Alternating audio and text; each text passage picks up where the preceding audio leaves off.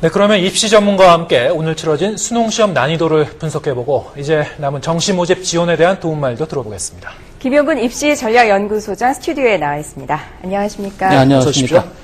자, 오늘 시험 전반적인 난이도는 어떤 수준이었다고 보십니까? 평가원에서 당초에 얘기했던 데서 언어 영역은 예상만큼 작년보다는 조금 쉬웠는데 네.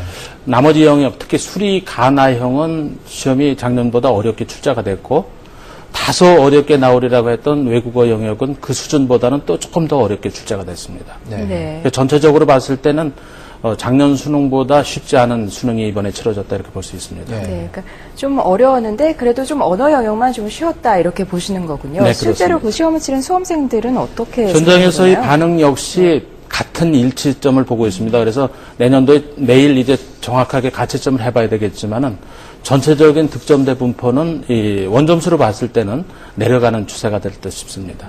네.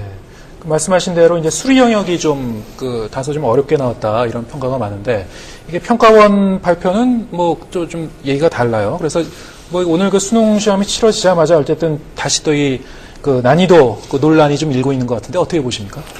일단 출제 당국의 의도는 이제 다소 쉽게 출제를 한다 했고 네. 또 거기에는 이제 EBS 내에서 70% 이상을 하니까 수험생들이 익숙하다 이런 것이 이제 전제로 됐던 것인데 똑같은 문제가 나오는 것이 아니고 또 이번에 나왔던 몇몇 문제가 아주 난이도가 높고 변별력이 있는 문제들입니다. 그래서 이런 것이 중위권뿐만 아니라 상위권 수험생들한테도 영향을 미쳐서 전체적으로 어렵다. 특히 수리 가형이 어렵습니다. 네.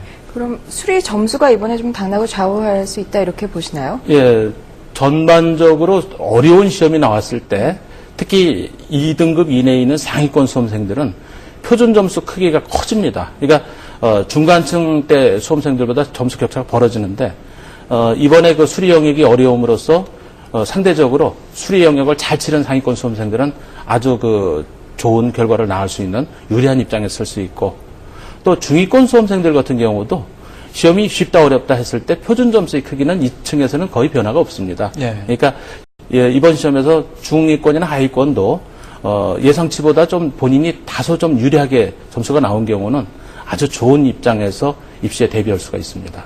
예. 이 수리 영역과 함께 이제 외국어 영역도 지난해보다는 조금 더 난이도가 좀 높게 나왔다.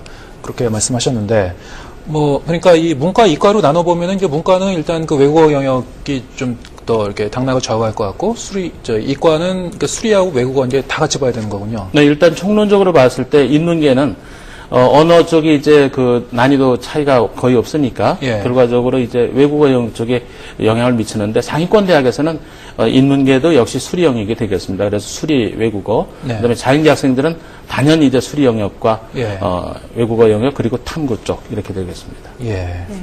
지난해보다 올해 좀 시험 변별력이 생겼다 이렇게 보는 분석도 나오고 있는데요. 어떤 입장이신가요? 시험이 이제 쉽지 않고 상대적으로 어려운 것을 점수로 표준 점수 했을 때는 그만큼 벌어지니까 상위권층에서는 변별력은 생겼다 이렇게 볼 수 있고 이 변별력이 결국은 중위권이나 하위권 때에 또 영향을 미칠 수 있다 이렇게 볼 수 있습니다. 네.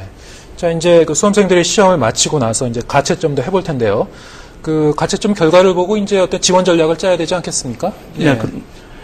내일부터 이제 가채점들을 해서 본인들이 정확한 자기의 전국적인 위치를 알게 됐을 때, 그동안에 예상했던 점수보다 좀 비슷하게 나오거나, 조금 저조한 학생들, 이런 학생들은, 정시보다는 이제 수능 쪽에 좀 더 주력을 하겠고, 그 다음에 이제 점수가 좀 더 나오는 학생들은 아무래도 정시를 크게 염두를 두면서 수시 남은 일정을 대비하는 것이 필요하지 않을까 봅니다. 네. 그러니까 이제 수능 성적이 잘 나왔으면은 이제 정시 모집 지원, 그리고 아니면은 이제 수시 2차 지원, 이렇게 요약이 될 수 있을까요? 지금은 이제 꼭 그런 원칙은 아니고요. 어떻든 어떤 수험생들이든지 정시까지는 가지만은 수시에서 도전해가지고 거기서 합격을 쟁취하는 것이 관건입니다. 그래서 정시는 차선인데 다만 이제 수능 부분에서 다소 좀 미약하지만은 학생부 성적이라든가 또는 논술이라든가 면접, 수시 쪽에서 본인이 준비를 어느 정도 할 수 있는 학생, 이런 학생들은 수시부터 적극 도전하는 것이 필요하다. 알겠습니다. 이 수능 시험 난이도에 대해서 김용근 입시전략연구소장과 함께 알아봤습니다. 고맙습니다. 고맙습니다. 감사합니다.